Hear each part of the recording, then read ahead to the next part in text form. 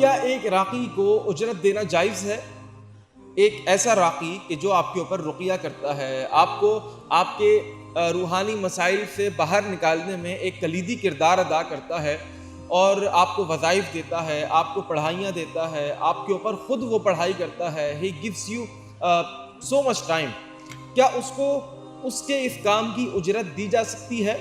دیکھیں پوائنٹ یہاں پر یہ ہے، اگر آپ اسلامی تناظر میں اس سوال کو دیکھیں تو اسلامی لحاظ سے بخاری کے اندر، مسلم کے اندر اور دیگر کتب احادیث کے اندر ہمیں یہ بات ملتی ہے کہ نبی علیہ الصلوۃ والسلام نے اس پیسے کے لینے سے منع نہیں فرمایا، بلکہ صحابی کو کہہ دیا کہ ہاں تم نے ٹھیک کیا، بہت ساری اس کے اندر جو ہے وہ روایات موجود ہیں۔